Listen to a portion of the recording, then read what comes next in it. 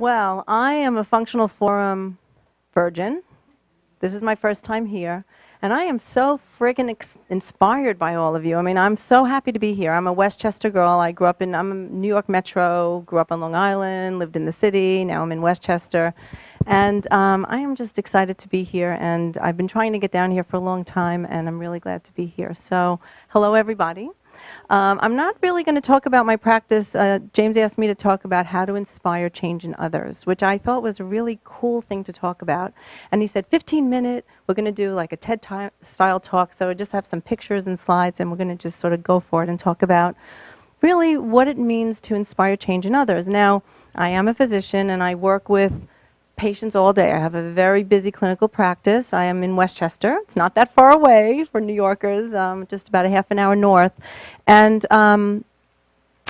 so we all everyone that works at my center, and I have a whole bunch of, I have staff, I have health coaches, I have nutritionist, I have nurse practitioner, I have other physician. We all coach our patients. It's built into the system. And a lot of that is because, as we all know, lifestyle change is the core of what we do. All of our treatment plans involve helping people change their health behavior. Health behavior is key. So it's whether it's sleep or it's food or it's exercise or it's stress, which is huge. We have meditation classes at my center. We have a teaching kitchen. Everyone takes cooking classes. Very into lifestyle change, but people need to learn those skills and they need help along the way.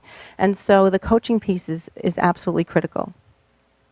And so that's a little bit about me. Okay, let's go forward. Now, I am a hiker, and I love the woods, and I love the journey, the whole idea of the journey. And I believe that we meet our clients, our patients, and by the way, yes, I'm a physician, but this applies. Inspiring change in others is everybody here. And I actually think it's leadership as well. I'm a leader of a team. I have 12 people who work for me. And my role as a leader is to help people do better, right, at what they do. And so I'm always meeting and trying to inspire change in what I believe needs to happen. I can see where the waterfall is at the end of that hike and at the end of the journey. But sometimes people need help knowing what the next step is. Right? And so I see myself as a facilitator of change, a facilitator to help meet people where they are and help them take that first step. Sometimes if you start talking about the waterfall, it is way too overwhelming, so you have to break it down. The other really important thing about the journey and the path, so to speak, and this is my love of mind-body medicine sort of coming out, it's really important as a health coach, as a healer, that we all understand where we are in our own journey. Where are we coming at this? Where is this person touching us? Because if somebody's sitting before you and they're talking about the stress in their marriage or, some struggle they're having with food, and you're having a similar stress of your own, you have to be very mindful not to bring that to the relationship that you're having with the person in front of you. And so as we start out my little, discussion today and what I want to share with you about inspiring others, I believe the first step is, know yourself. Practice mindfulness. Be clear about what's your stuff and where your stuff ends and somebody else's stuff begins.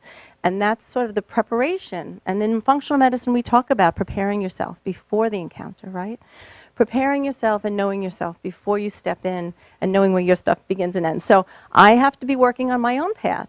At the same time, I'm present to join somebody else on theirs. And joining is helping them with the next step and not necessarily all the way to the waterfall, which we'll talk about. Now, this to me is sort of the 70-year history behind me in medicine. I'm going to fix you. I'm going to tell you what to do. I'm going to tell you what's wrong with you, and I'm going to make it happen. And that's sort of the 5-letter F word, the fixer, which you mentioned before. So this is and I was looking for pictures of Superman when I was looking for this picture, right? Because it's that complex that sometimes I feel it in myself. I'm aware that I have this desire to fix that person sitting in front of me. But at the end of the day, we're not fixers. It doesn't work. It doesn't work. Health behavior and changing health behavior has to come from within the other person. We have to inspire them and help guide them on making those changes. And that's where my favorite F word, facilitation, comes in. I believe it's really important that we see ourselves as facilitators of change. And when we do that, we can help people take that next step. And so what does it mean to be a facilitator? What's the first thing that we need to do?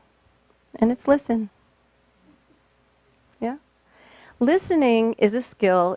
Listening is a really important communication skill, and it's not something that we all do. A facilitator needs to listen and hear somebody's story. So I want to tell you about my patient, John. He is the most lovely 45-year-old man. I've been working with him for about 5 years. And he came in to see me he had already had his first MI, his first heart attack. He had stents put in. His father dropped dead when his father was 40. And John was afraid. He was on blood pressure meds, cholesterol meds, you name it. And his diabetes meds, even though he was sort of well controlled with that. But he was in a panic because he really thought he was going to die. Now, the truth of his story is, you know what, John, if you don't change the direction you're headed, you're going to end up there. You are going to die. But that's not the helpful truth for him. I needed to really listen to try to understand, what does John need? Like, how am I going to help him, along his journey? And what I discovered listening to him was he was running 3 restaurants. He was not getting 4 hours sleep a night. So you start discovering things, right? He wasn't sleeping. He's working every night. He's eating all his meals in a restaurant. He's having a lot of marital stress, right? And he's got sexual dysfunction, which isn't helping, right, from all the meds and everything. And so his life was very difficult for him to even manage contemplating making the changes that really I could see where the waterfall was. But he could barely see the steps right in front of him. And as I was listening, whoops, I actually... this just reminds me to share that the listening skill, when I was looking for pictures of doctor-patient, doctor listening to patient, I couldn't find hardly any. It was all doctors talking to patients and the patients listening, right? It was very hard to find pictures of the doctor actually listening or a clinician listening. And so what I discovered for John was that I needed to help him sleep.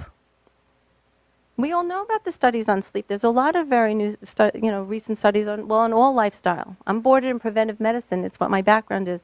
Prevention. We know all those lifestyle tools are really important. Whoops, sorry. So the next piece of inspiring change for me is being really honest, and naming where we are, and feeding that back, and sharing it with the patient. So, the honesty isn't, you're going to drop dead if you don't make the changes I'm telling you, which is really what he's heard 100 times. The honesty and the candor and the way to bring him in the truth of it for me and him in that moment was, I'm really aware that you're struggling here, but I know that if you don't sleep, you're in trouble. You're not going to see your kids go to college, and I want to help you. So what can we do? How can we problem solve this so that you can sleep?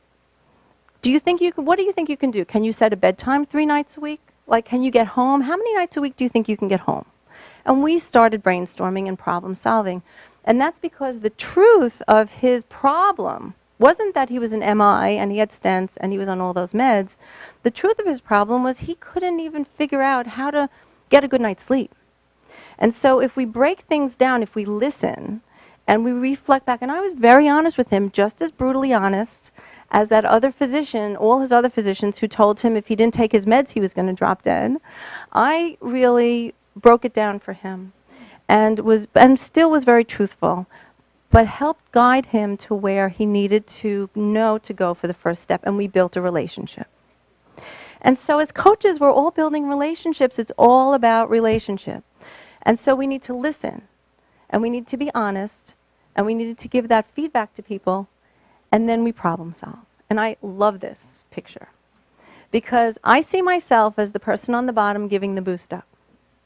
But ultimately, the patient, your client, they are putting the last puzzle piece on there. They're solving their own problem with your guidance because they know intuitively somewhere inside themselves, they know what the next step is. And our job is to help get it out.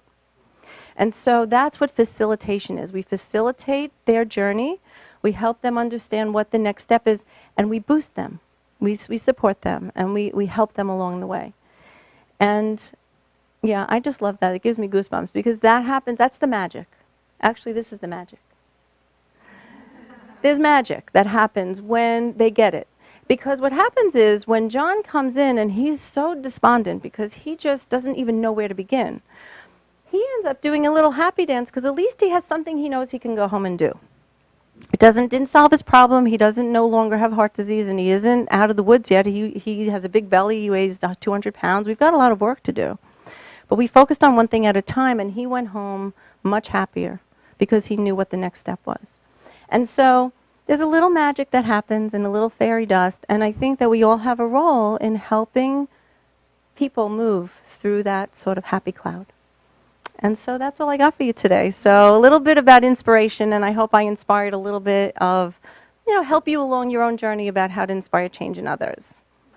Thanks so much for watching, and for more great clips like this, please subscribe to our YouTube channel.